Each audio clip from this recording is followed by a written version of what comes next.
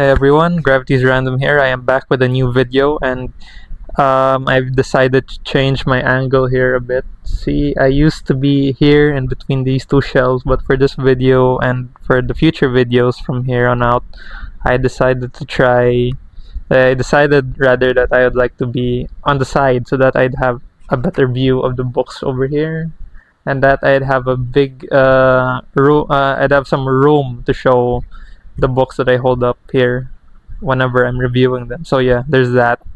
And before we move on to the video proper, I'd like to address some news, some book news all over BookTube and elsewhere. So first of all, the Nobel Prize in Literature happened recently. I think it was October 9th, and from where I am in the Philippines, it happened 7 p.m.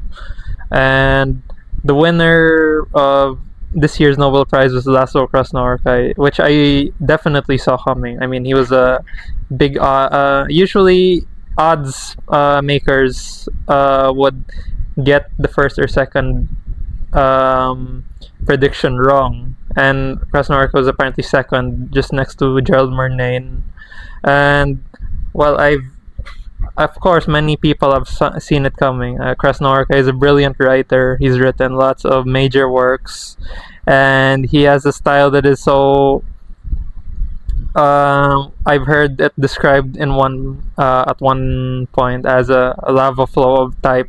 I think it was a translator of his that described it as such, but I'm not sure. Don't quote me on that. But yeah, Krasznahorkai won, and congratulations to him. But I've also seen some news of like a statement that Krasznahorkai made not too long ago. I think it was years ago when he said some highly controversial things about Arabs or just the Arab race in general, and people have called them out on that.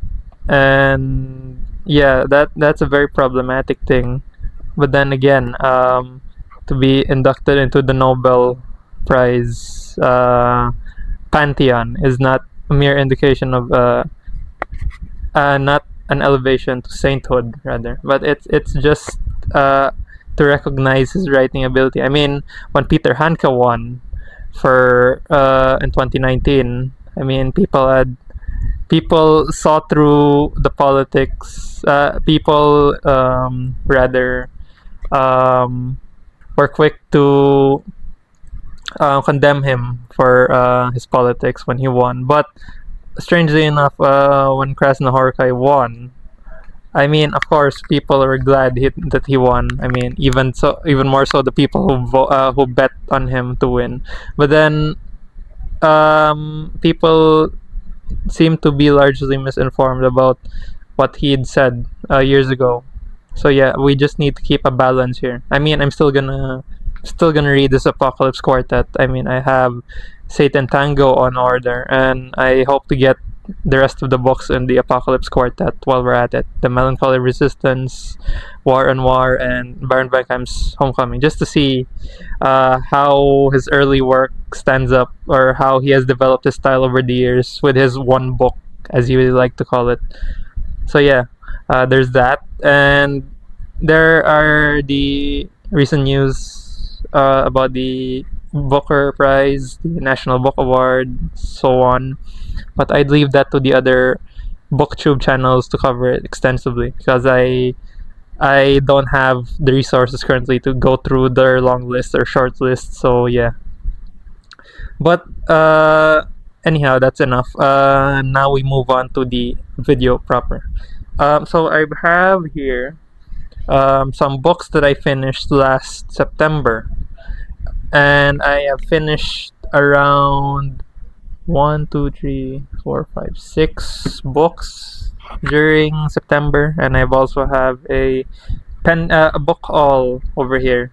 So all the books I've collected to the side here are part of a partial haul, but I decided to get that out of the way first so that I'd have room for other books in other videos to show you. So first of all, the first book I finished, actually I've been reading this since August. I've been reading this since Oh yeah, actually, yeah, August. Yeah, I've been reading this since August, and I've just finished this in September. And this book is Hunger's Brides, a novel of the Baroque by W. Paul Anderson. And this book is very hard to hold up. I am struggling. The wrist strain on this beast is crazy. And I'd like to give my thoughts on this extensively, but for now, I'd like to say this is a book you have to read at least once in your life. It has the same energy as a Tolstoy, dare I say, or a great Spanish epic in the style of Cervantes, if you will. And I'd like to cover this in a longer review, so I'd hold off on all thoughts until then. But yeah, this book came into my attention when Leaf by Leaf made a video of his called 10 Books That Defeated Me, and this was one of them. And I thought I'd like to get my hands on this copy and see what makes it why it defeated him, because it sounds like the premise is interesting. I mean, it's about a professor who stumbles upon a manuscript by his graduate student on basically a monumental biography of Sor Juana Inés de la Cruz, the famous Mexican nun who's written a vow in her own blood because she was silenced by the church for apparently going against teachings with her writing, her poetry, because she's very prone to she's very prone to, let's say, she's very prone to provocation, in that she has written in this book, among others, about sapphic poetry and stuff like that. So very controversial for her time, and largely forgotten, unfortunately, in the century since her death. And it's only been recently that that study about her has been revitalized, in part due to the efforts of scholars in the early 19th century. I mean, Octavia Paz has made a monograph on her, and yeah, she's only been appreciated very recently in recent history. And this book awakened the historian in me, because I took 4 years of history as an undergraduate, and reading through this made me realize why I loved history so much and why I decided to study it as my undergraduate. So I'd leave it at that for now, but I hope to cover this in a longer video, hopefully within this year. So yeah, there's that to look forward to. So yeah, this is Hunger's Brides by W. Paul Anderson. And next, after that, as a breather, I decided to pick up Denis Johnson's Train Dreams. And one of the reasons I decided to pick this up is because, one, I've heard great things about this, and there's a movie coming out this year and about this, so I decided to get my head start on Train Dreams. So this book is the story of one Robert Grenier, and he was a day laborer, and he is a day laborer in the American West. And throughout the book, we witness his meanderings throughout America in the last days of the frontier, so to speak. He'd hop on trains, he'd move around from place to place, trying to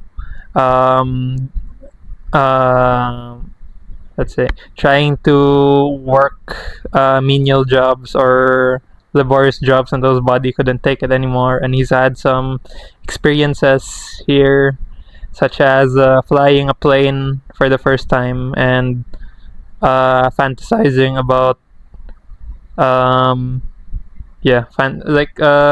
dirty fantasies, so to speak, towards the end of the book. And this book is poignant in the sense that we get to see there's a sense of mono no aware, in the sense that the life that Robert Grenier has experienced here, or the life that he is known, is largely disappearing. This is a paean to a disappearing aspect of American frontier life. And Robert Grenier, through his eyes, we see the last of the trains, the last of the laborers moving through place to place, because people have largely settled after the frontier time, and he has a lot of musings about the family that he's lost, because not to spoil the book, but something tragic happens here, and something equally as tragic happens years later when he learns of another thing that I'm not gonna spoil. But you have to read this. This is short, but it packs quite a punch. Not as intensely as this longer work, such as Tree of Smoke, but it's still worth a shot. I mean, this was a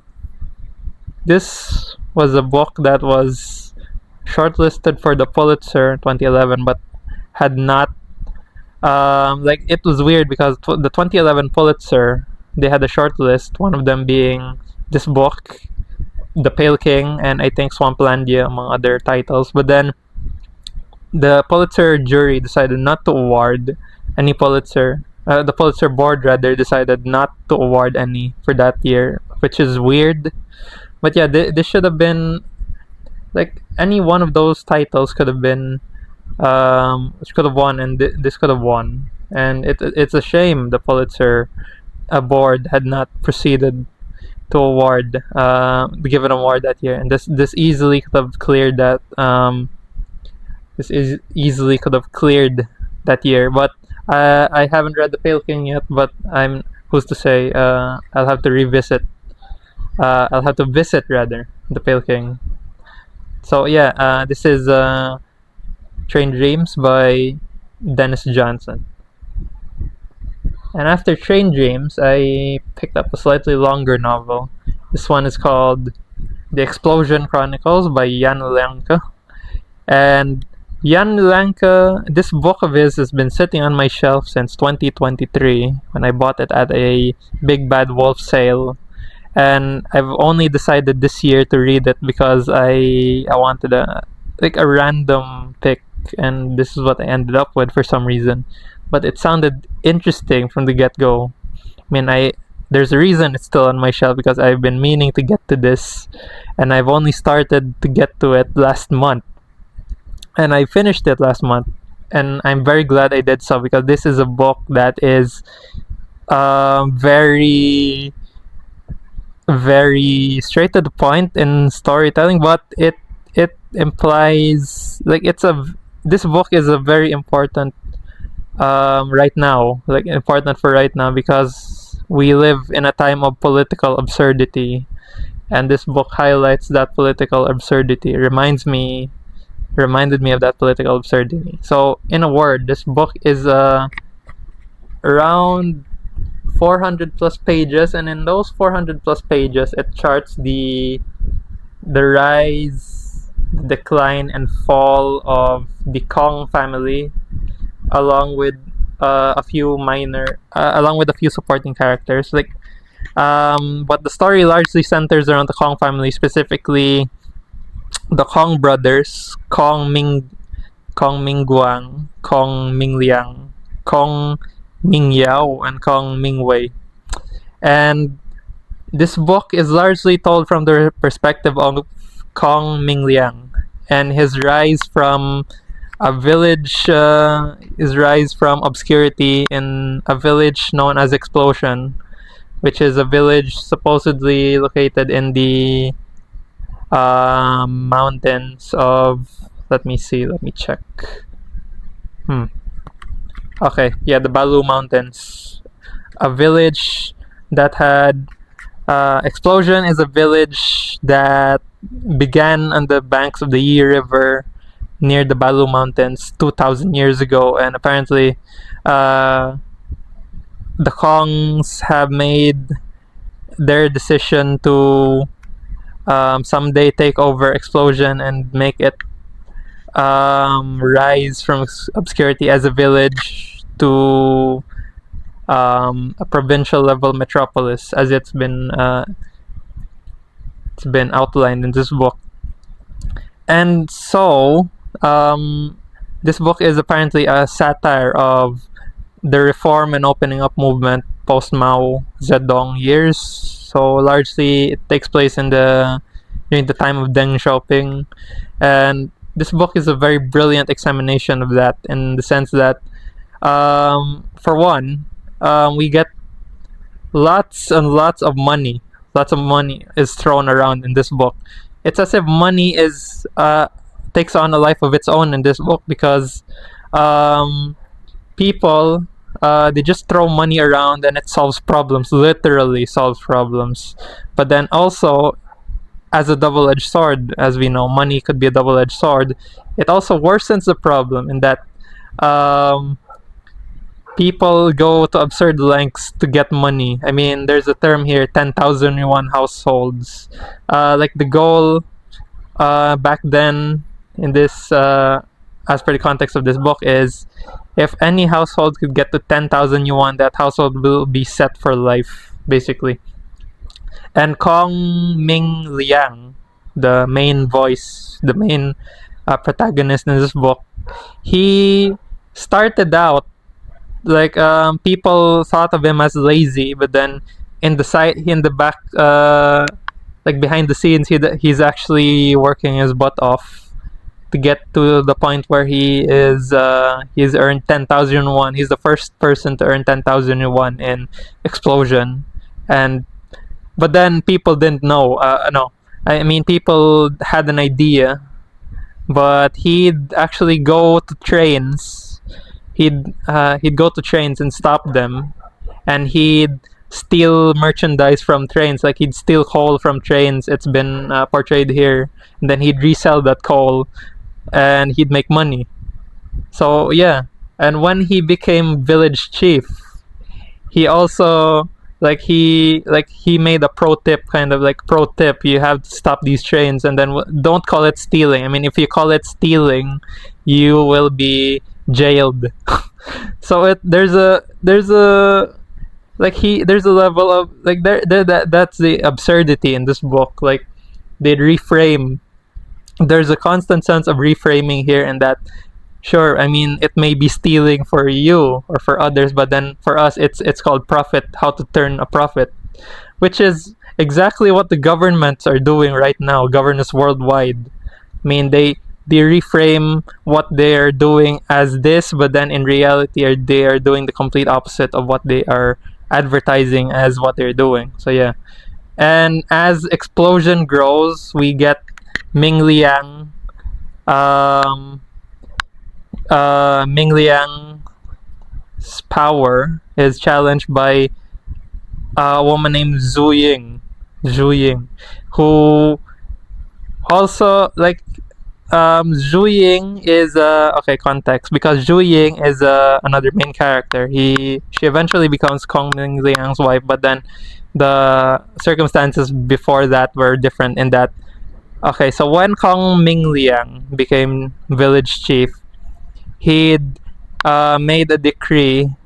He'd post a challenge, in that the village chief before him, Zhu,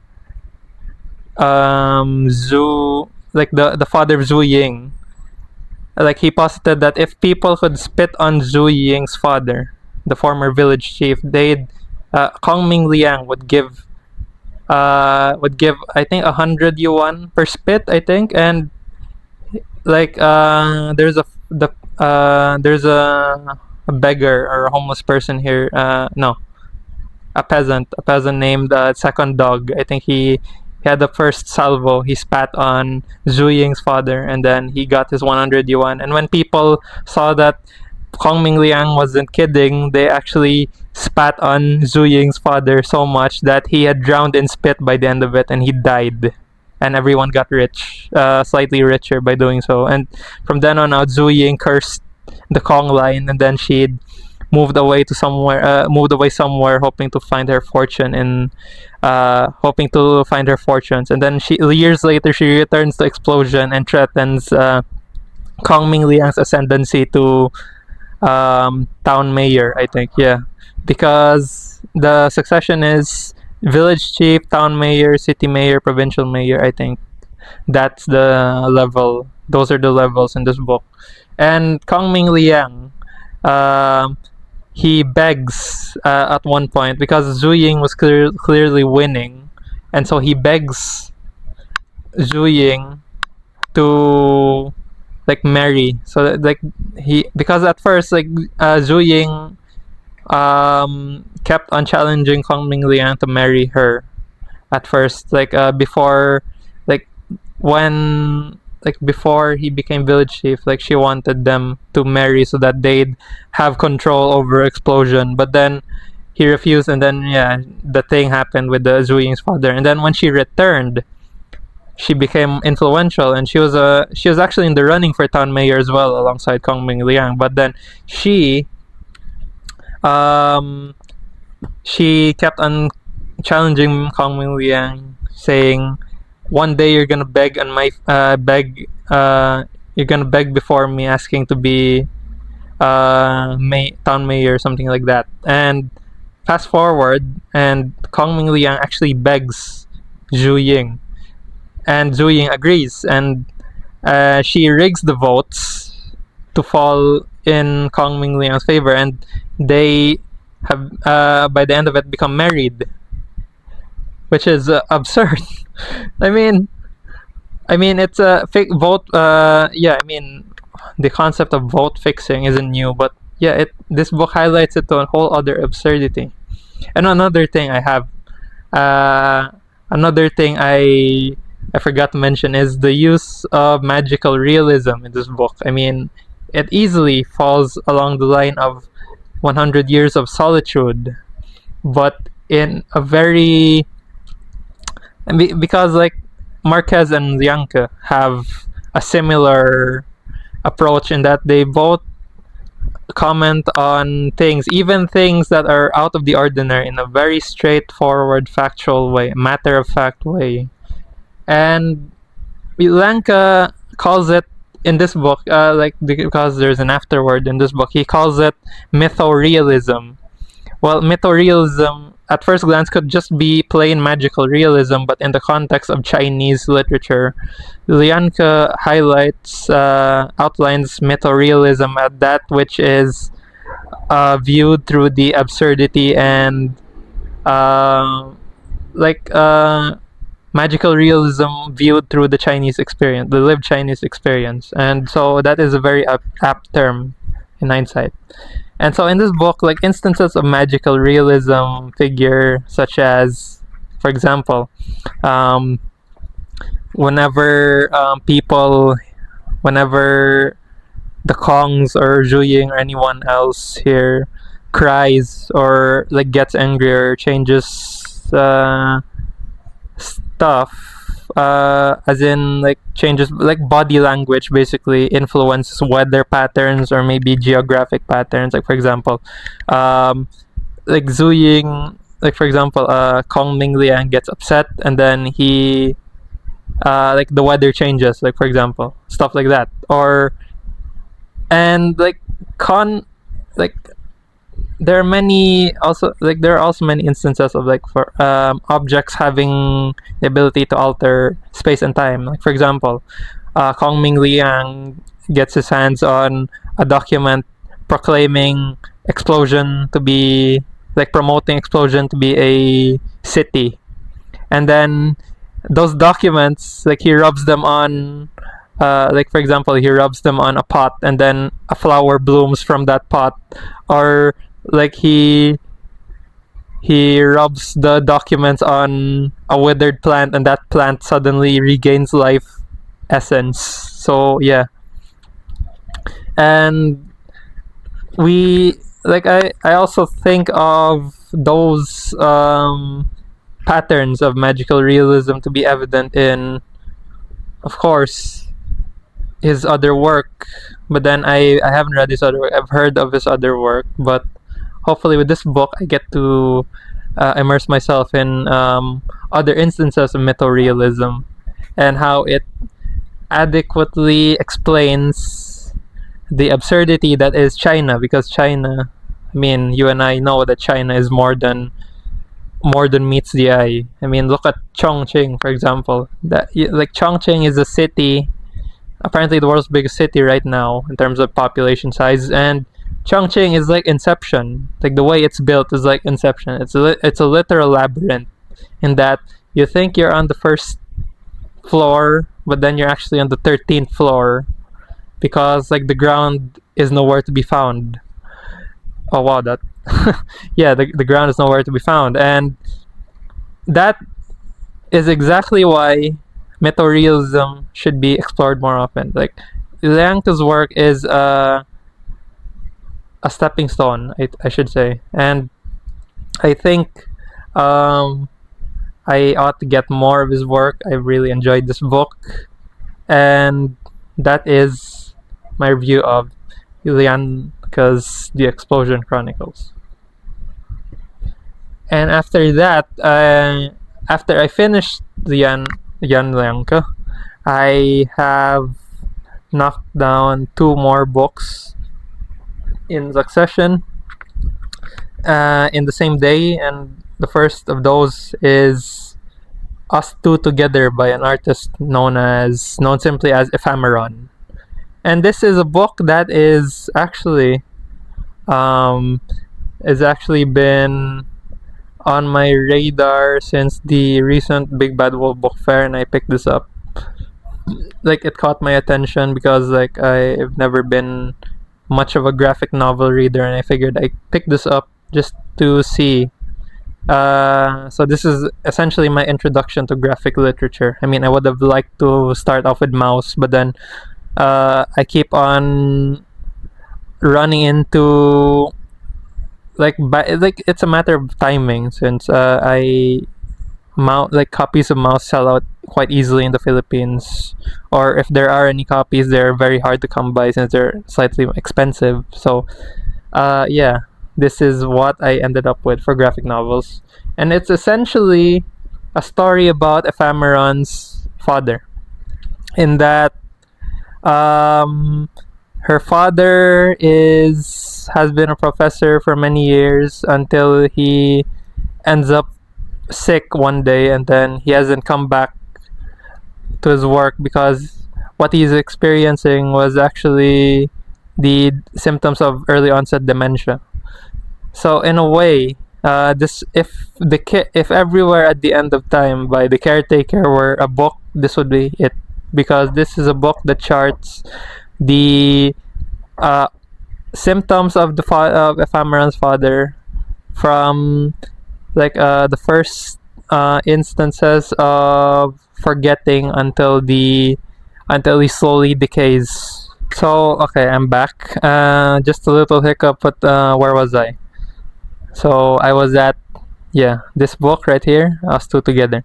So as I was saying, this book essentially charts Ephameron's father's symptoms from his instances of forgetting up until his eventual decay. So let me show you a few pictures in here. Let me just... Okay, here we go. So a few images here.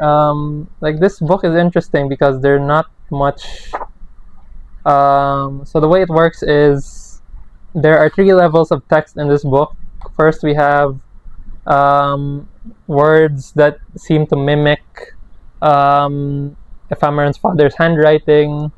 Then we have the actual main text, which is this here, the ones in without sans serif type. And the images are rendered in this simplistic paper, it's a mixed media kind of deal. Just paper and graphite, and we see the interplay of these texts over here, and This is meant to simulate. This text is meant to simulate Ephameron's father's voice. So this is the beginning in which they chart the progression of his disease up until he eventually goes on to mumble and nothing. Like he descends further and further into his condition, which is a very it brought me on the verge of tears at one point, and it really is a singular reading experience. And it's quite innovative too for its medium, because Ephameron's actually developed this over a few years, this style, and to see this style come to life in this graphic novel is really something to behold. And so that's about it for this book. Once again, it is Us Two Together by Ephameron. And next is The Summer We Crossed Europe in the Rain by none other than Kazuo Ishiguro, one of my favorite authors alongside Murakami and the rest. So this is actually the last Ishiguro that I have on my TBR for Ishiguro. And to say, and now that I've finished Ishiguro's entire catalog, I have a feeling of saudade, longing for more of his works. I mean, I could always reread them, but then I'd kind of lose the magic of the first reading for each of his work. But still, there's something. This collection is not what I was expecting. When I heard this announced, I was quite surprised to see that he'd published a book of song lyrics for a Stacey Kent album of the same name. And of course, I've long since known that Ishiguro was more of a musician in his early years before he started diverting to fiction in his postgraduate years. But yeah, this is a welcome breath of fresh air, I'd say. The songs in here are diverse. I've also listened to the album. The album is very chill, very chill, at times somber, and a standout piece here I think has to be, of course, the Summer We Crossed Europe in the Rain. That has to be the most memorable piece here. And when you listen to the music, I mean, when you listen to Stacey Kent singing, Jim Tomlinson's piano and music, it really adds to the ambience. It's like it plays out like this. Like all the songs here have a consistent theme in that they play out as, for example, a couple drifting apart over time, but then they find a moment of connection, but then everything kind of like in a moment of bleak desperation, they find each other to cling to. And that's a consistent theme here. Ishiguro mentions in the foreword of this book that he originally wanted the songs to be a bit dark, but then Stacey Kent told him that each of the songs must have an element of hope in each of them, which is very on brand for Ishiguro. I mean, he's explored time and time again, apart from memory, he's explored a range of human emotions we could only think we've long since thought about, but then he's clearly discovered another way to say them aloud,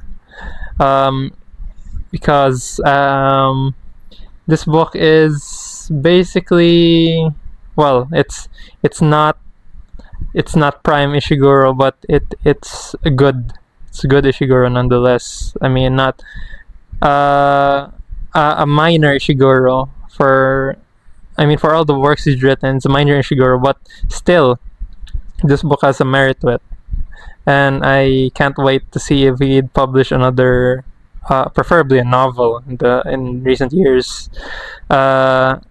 like in the years to come, like if he'd publish more, because this was a weird tangent, this book, but I'm still glad to have read it, because finally now I've caught up to his Avir, and this book is the last of that Avir, and now that I've read it, I could say that it's good. And if you can listen to the album alongside reading the lyrics, because it's another experience unto itself. So this is The Summer We Crossed Europe in the Rain by Kazuo Ishiguro.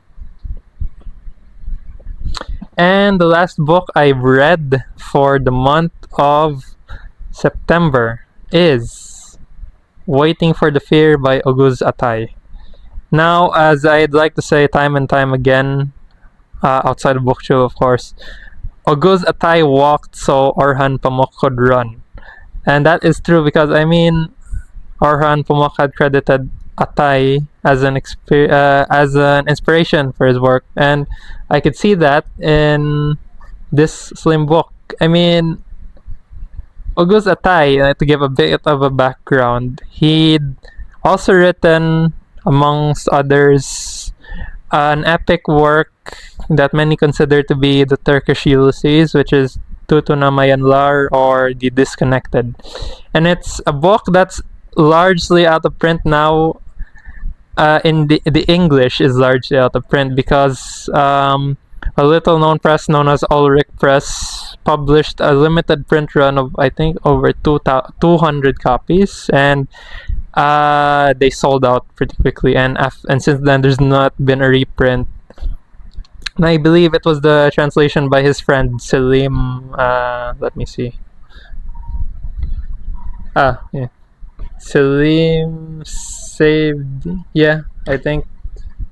Yeah, Selim Saidi. Yeah, that's his friend translated Tutunamayanlar, and that book he translated alongside Atay, who's writing the book in the Turkish, and then apparently Selim was beside him translating the words into English. So it was really interesting to read that in this the foreword of this book right here.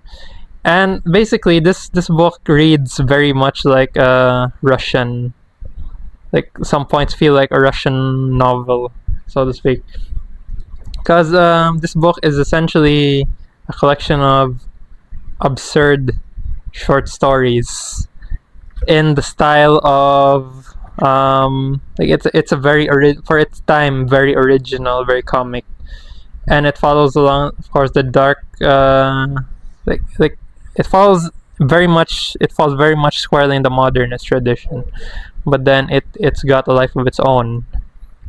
And this book is very, I should say, very, excuse me, this book is a very refreshing read, in that I found lots of ideas to be picked. Like I've been constantly picking through the ideas in this book ever since I've read it initially last month, and I couldn't stop thinking about the title story here, Waiting for the Fear. That's actually my favorite story in this book, in that Atay had managed to uncover an abyss beneath our understanding of how semiotics affects how semiotics reshapes the very reality we are living in. Because the premise of that story is a man finds a nonsensical letter from I think a cult or a secret sect, and that letter is garbled, like nonsense, and he sends it to a friend of his who is an expert in dead languages, and that friend translates it for him, and then he uncovers the meaning of the letter. And then the friend, the man, grows paranoid over the implications of the letter, and so he stays home. Does nothing like his whole routine has been interrupted, has been disrupted, because like in the beginning of the book we could see he's a very meticulous person, but over time his sense of self and his sense of order is degraded by the very letter he receives. And towards the end, when it's been figured out that the sect, the secret sect, has been dismantled, has been captured by the police, he felt relief. But then over time, that sense of relief became like turned into a sense of hatred or self-loathing, which eventually he directed at others around him, because he hoped to inspire fear into the hearts of other people when he spread around the letter. Because he'd managed to improve some of his life, but then he'd fallen into a dark depression since then. Because I won't spoil the rest of the story, but that was the general outline of the story, but there is lots more to be had there. But I have to say that this story is one of the more interesting ones here. And another story here that captured my attention was the man in a white overcoat. Man in a white overcoat, yeah. Man in a white overcoat is another story here. Very much inspired by Gogol, with the overcoat and all, but it's a very different experience as well, because like this man, he doesn't say anything. He's a beggar. Many people in this short story collection are losers, outcasts of society, and Oguz Atay gives them a spotlight in that. He very much reminds me of how David Foster Wallace would treat other people you wouldn't expect he'd write about. Like, for example, the people who give out toilet paper or stuff like that. Like he'd give outcasts of society the same treatment, Atay, and like in that overcoat story, we have a beggar who doesn't say anything, and then he stumbles upon a white overcoat. Like he comes into possession of a white overcoat, and with that overcoat, he has managed to gain he's accidentally become a mannequin for a store, a live mannequin. He's accidentally come into possession of money, like more money, because like that coat has been good luck, unexpected good luck for him. But in the end, well, I won't spoil the end, but the end was kind of fitting but kind of tragic. Very kind of fitting but very tragic nonetheless. Many stories here are tragic. It's very dark, but then it's also very funny. If you write something dark, you might also make it funny, right?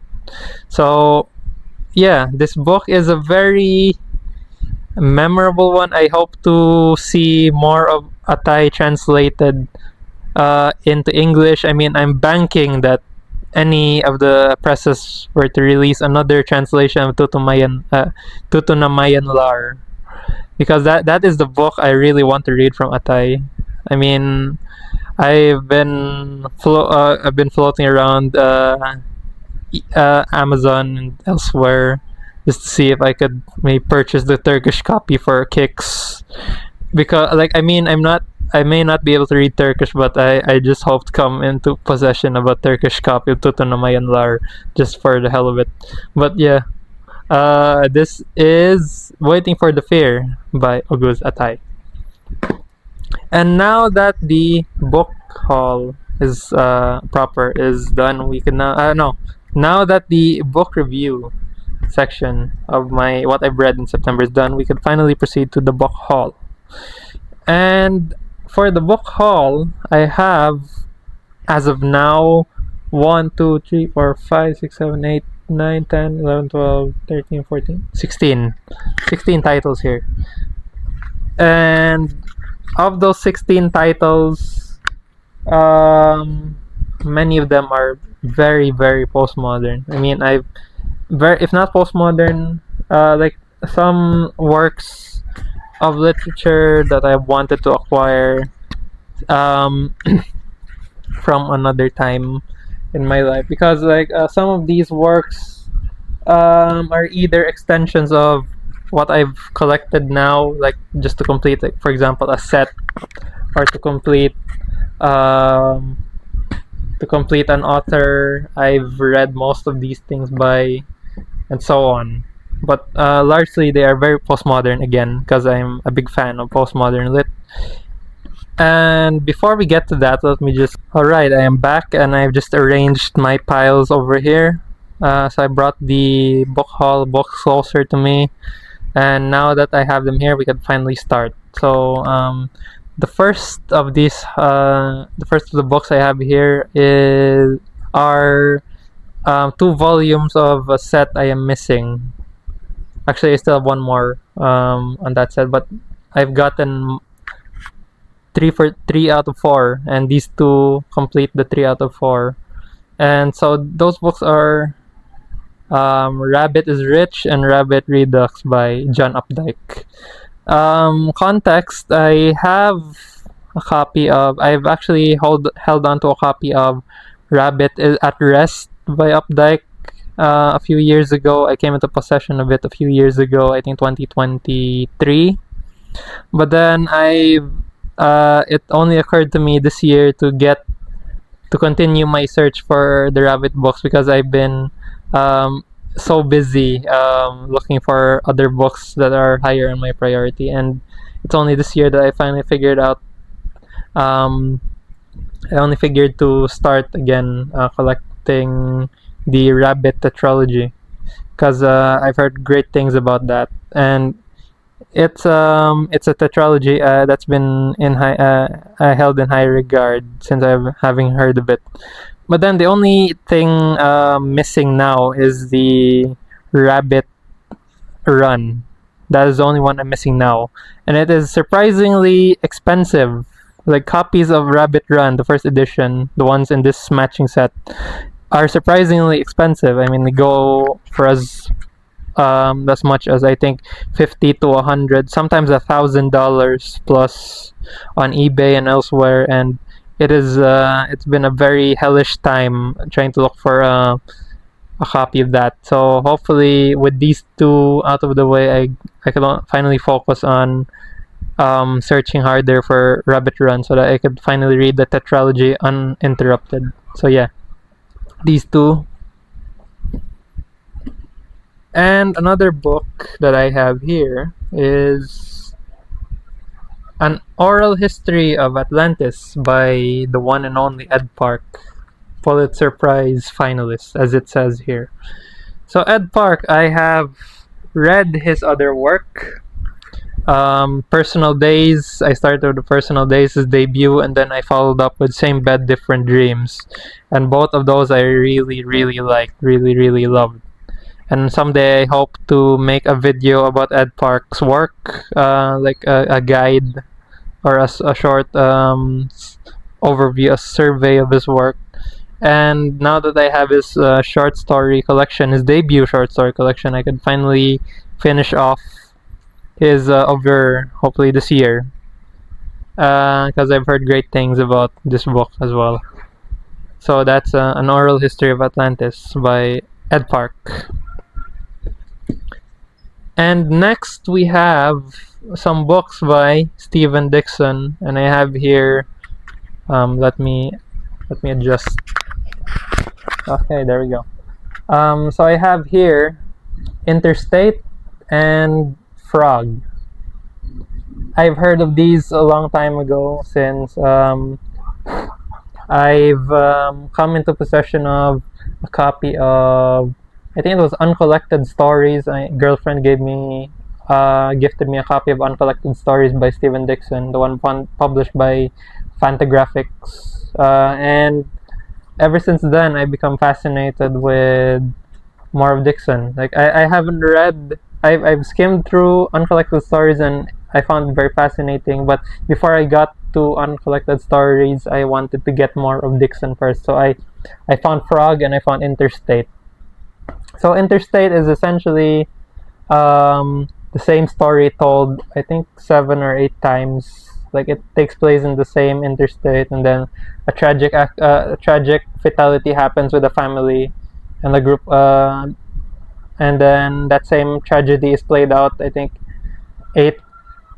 several times throughout the book. Let me see. It is played out, 8 times. So we get the same accident, the same tragedy in 8 variations. So it's an experimental novel. And Frog is also an experimental novel, but in a style that is reminiscent of, again, the long paragraphs. I see long paragraphs throughout this book and long sentences that remind me of Ulysses. And this book has also been had favorable comparisons to Ulysses, and I've been flirting with the idea of getting this book, and I finally got it and this. So thank you to that IG store that had this for me. Yeah, hopefully I'll get these in the near future, but as of now I have other pending reads. So this is Frog and Interstate by Stephen Dixon, one of the not very well known postmodernists, but still a postmodernist you should put on your radar. And next we have A Dance to the Music of Time, Volume 1 by Anthony Powell. And this is a book that that's been on my radar for years, because I've become fascinated with this book because it's been on a list of one of the longest novels of all time, and it's got an intensity, so I've heard, an intensity that is matched by something Proust, it's Proustian in the sense that it is a very long sequence of novels, and I've been fascinated by that idea of wanting to read this. So this is a book that collects the first 3 volumes of A Dance to the Music of Time, which is a series of novels that Paul had written throughout the 60s towards the 70s, I think, or he's written 12 books all in all for this series, and this in this set by University of Chicago Press, it's been released in 4 volumes, and each volume collects 3 books. And this book, the first volume, collects A Question of Upbringing, A Buyer's Market, and the Acceptance World. So basically this is a book about a few young men who we get to witness their forays into the world. They're joining the army and living life and making something of their lives after the army, because it moves through many decades of time, I think from the 1920s on, so on. So it is a very generational epic, this book, and it's only 1 volume, and I hope to find the rest of the volumes to complete this set so that I can read it uninterrupted, similar to the Rabbit tetralogy. So this is A Dance to the Music of Time by Anthony Powell. And the next book I have here is a chunker, basically, another chunker. And this is a book called Ha by Gordon Shepard. And this is a book about the circumstances behind Uber Akan's suicide, and how Gordon Shepard frames this is interesting, because this one apparently reads like a mock documentary, in that he had interviewed almost everyone he knew connected to Uber Akan, and let me read you this an extract, like the blurb behind here. With his wife's consent, on March 15, 1977, celebrated writer and former terrorist Uber Akan blew his brains out on the grounds of a Montreal convent school. Shocked by this self-murder, a filmmaker friend feels compelled to understand why Akan killed himself, and discovers at the heart of this tragedy an unforgettable love story. Interweaving photographs, documents, and images with testimony from Akan's friends and the writers and artists who influenced him, Ha takes the reader on a Dantesque journey into the underworld of creative genius. So yeah, that is what this book is about in a nutshell. And it's also interesting because the format changes quite a lot in a similar way to The Mystery Doc, but by Matthew McIntosh. And he also includes letters, like actual physical letters in this book. Like there's a letter here that you could get out. Let me show you. Here, there's a letter here. Like it reminds me a bit of S by J.J. Abrams, but then kind of different as well because S has more ephemera connected to it. This one has some ephemera, but yeah, the way it's written, I mean, look at this. Look at this. It is very ambitious, I could tell. And it is actually just shy of 800 pages, but it looks like a 1,000-page beast, but then it's actually just 800 pages plus. Like it's strange because like Hunger's Brides is longer, but then this looks bigger than about as large as Hunger's Brides, and it's very imposing. I like the way it looks on my shelf as well, like with the cover, the simple cover, and it just feels very nice. I mean, the wrist chain is crazy, it goes crazy on this thing, but it still feels nice as a physical object. Like this should be a weapon. I mean, this is a literal brick. It could kill someone. But yeah, that is Ha by Gordon Shepard, about the life and times of one Uber Akan. Hello again, I am back. Sorry for that. My phone had died and I had a lot of stuff going on as well. So I waited for the phone to charge and so on, and here we are. So, where was I? Yeah, the NYRBs. So we have Bomarzo by Manuel Lainez, and we also have The Hearing Trumpet by Leonora Carrington. So these NYRB books I got from an IG store again. But before I proceed, I'd like to thank the third place books for these NYRBs and Book Latin, especially for Interstate, Frog, the Updike novels, Ha, and another one here that I'm about to unveil. So for now, let's move to the NYRBs. So first we have Bomarzo by Lainez, which is translated from the Spanish by Gregory Rabassa, same translator who did 100 Years of Solitude, among other works.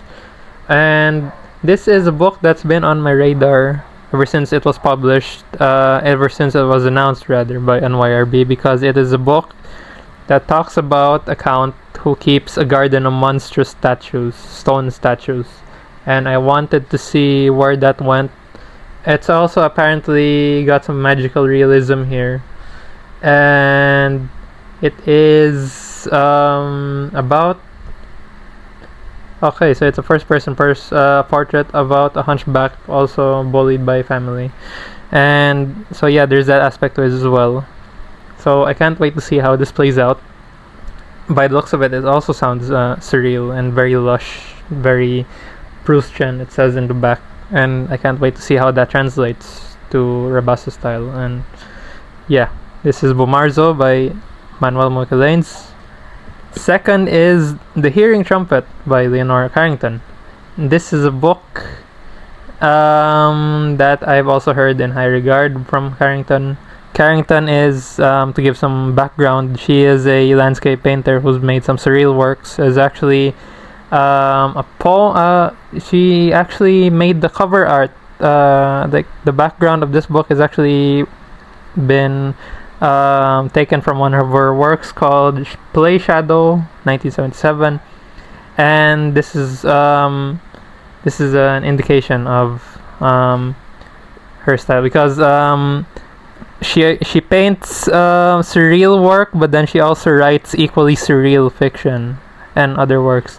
So I want to see how much of that artistic tradition also carries in her literary side, because apparently this is a book about someone in an old age home who comes into possession of a hearing trumpet, and then there's another storyline here about an abbess who wants to go on a quest to restore the Holy Grail to the goddess Venus. So that sounds like a trip, and I want to see where that ends up. So this is The Hearing Trumpet by Leonora Carrington. And up next we have these two books that I got from the same shop on Carousel. You know who you are, thank you very much. These two books, I got a Theroux and a Volman. I'll start with the Volman, and this Volman is Horse for Gloria, and as you can see, it is very thin. This is the edition that, surprisingly enough, preceded the first hardback edition, and I'm glad to have it, because this is a version that's apparently gotten rare at this point, and to see it floating around for a reasonable price on Carousel is a very nice feeling. So here you see the cover here of a drag queen in what I assume to be the Tenderloin district, and it's perhaps, I dare say, one of Volman's shortest works. I mean, if Pynchon has The Crying of Lot 49, then Volman has Horse for Gloria, because they are about, look at this, the same size. And it talks about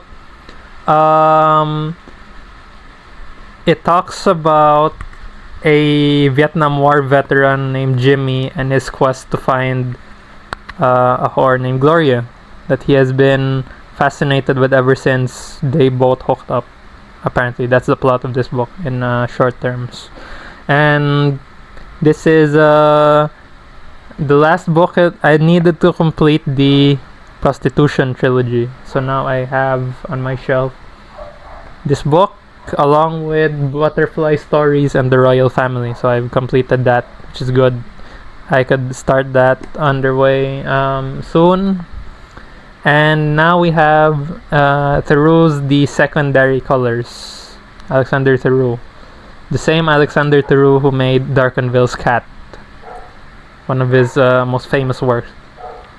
So The Secondary Colors is, again, this is a non-fiction about the secondary colors, and not much to comment on this, but I've skimmed a part of this not too recently, and I found lots to be interested in. I found mention of The Rainbow Stories by Volman, oddly enough, in one of the sections here, and I think it was on the color orange, and I guess I'll have to read Volman before I get to this. And I actually ordered the primary colors, but it's on the way. It's currently held up in transit because it's been dropped off at the wrong pickup point. So I contacted the seller about that, and they're gonna get to work on that immediately. So this is The Secondary Colors by Alexander Theroux.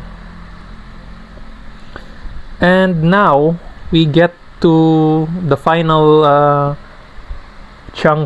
we get the final book from the international stack, and this is a book that I've been wanting a long time, ever since it's been announced by Deep Vellum, and I'm of course talking about Schadenfreude, The Imitable Schadenfreude by Michele Lentz, translated from the German by Max Lawton himself.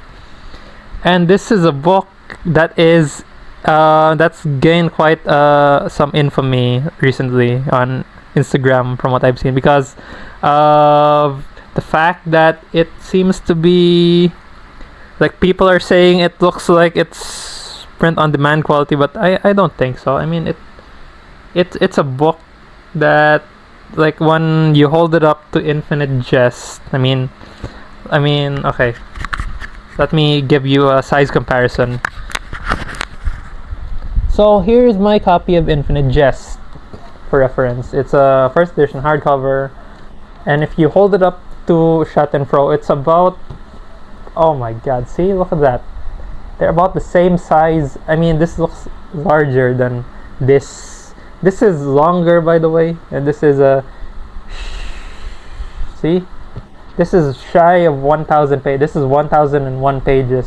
Shares reference, 1,001 Nights reference. So yeah, and this is just shy of, let's see, 1,000 and this is 1,000 and almost 1,100 pages. So about the same, mostly like a bit over this. What? Look at the sheer size of this book. It is amazing. What? Like, it is another blunt object in my bookshelf that is easily classifiable as a weapon.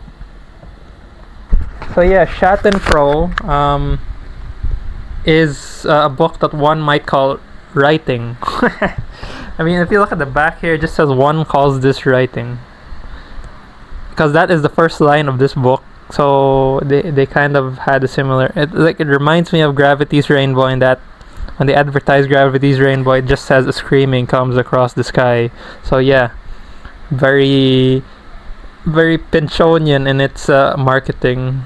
But this is a book that is basically an entire monologue from the mind of an imprisoned, unnamed imprisoned narrator who's forced to pour out his life story on a device that's been hooked up to his brain by a jailkeeper. A jailer called Schadenfreude.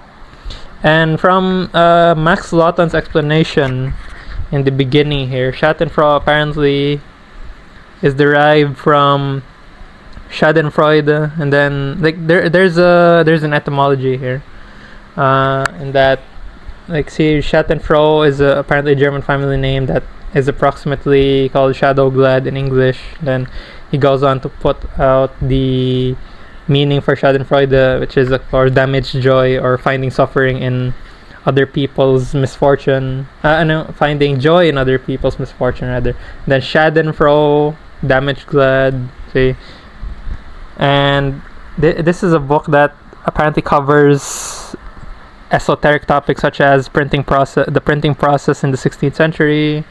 Then there are hints of Hegel, or Hegelian dialectic, and there are also instances of talks about the Kabbalistic mysticism is here apparently, and the German Reformation is here. So I'm getting licks of Olga Tokarczuk, what Olga Tokarczuk explored in the books of Jacob. So this should be interesting. And this is I hope to get to this after I get through my current read, which is I forgot my current read. It's actually A Day of Pleasure by Isaac Bashevis Singer. This is brilliant so far. I've only made it about a third of the way so far. It's brilliant. This is a very simple but very effective collection of short stories recast as it's a memoir, but then it's categorized as children's fiction about Singer's life in Radzymin and Warsaw, basically, before World War II. So yeah, it's very darkly comic as well, some sections here. And yeah, that I just hope to get to Schadenfreude after that, hopefully. And this is also kind of intimidating to look at times, because of course, I mean, look at the size of this thing, but I really want to get to this soon after that. So Schadenfreude, everyone. And we get to the final stack here, which is my Filipiniana. There are only 4 books here, but I'll just run through them real quick.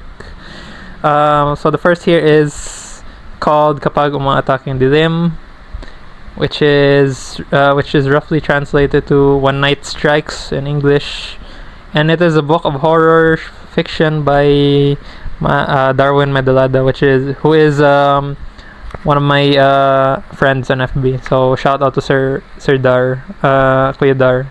Thank you for writing this. And it is a book of short fiction that, of course, horror. But then the topics here are okay. So there's a mother who kills her.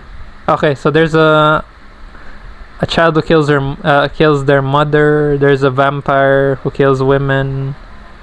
And then there's a driver who works for a family of aswang. Aswang being, it's an umbrella term for a monster. Yeah, monsters in Philippine mythology. Like, there are many kinds of aswang. But yeah, a driver works for aswang.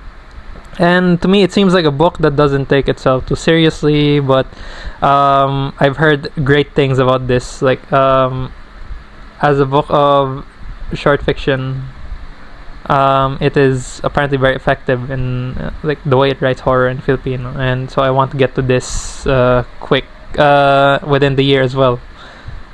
Hopefully before Halloween or around Halloween to get to this. So, Kapag Umaatake ang Dilim by Darwin Medalada. And we get to the final 3 books here. I want to present them as a set because they are the volumes that I've been waiting to complete this year. Excuse me. They are actually part of a trilogy called the Trilogiyang Reaccionario, the Reactionary Trilogy in Filipino.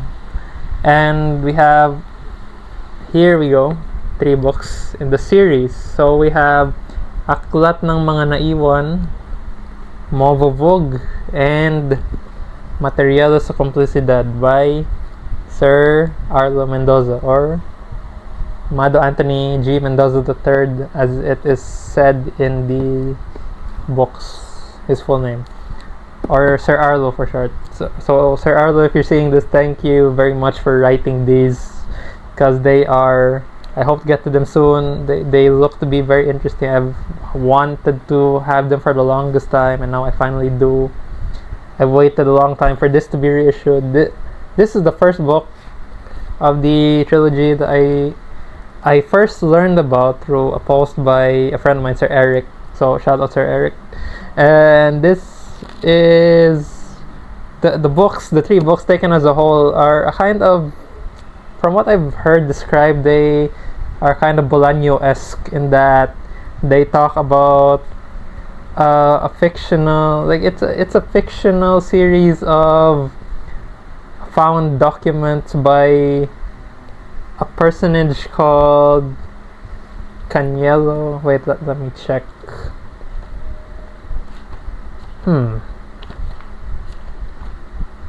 Yeah, so it, like, there are lots of narrators in this book series, this trilogy, lots of narrators, but then the main themes of these are essentially power dynamics, struggle, politics, that kind of thing.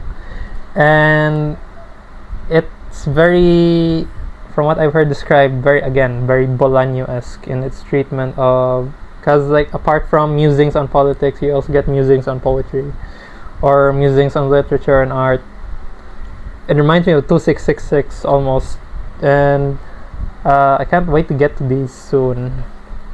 So again, Aklat ng Mga Naiwan, or Book of the Damned in English, Movovog, no approximate translation, but there is a meaning to this. I just haven't found out what it is yet, because it's explained in the book, but I don't know what it is. And Materiales sa Complicidad, or Materials and Complicity. So again, these are the 3 books in the Trilogiyang Reaccionario. And that is all for today. Thank you so much for taking the time to view this video. I hope you I hope you find something good to read, and I'll see you in the next one. Bye.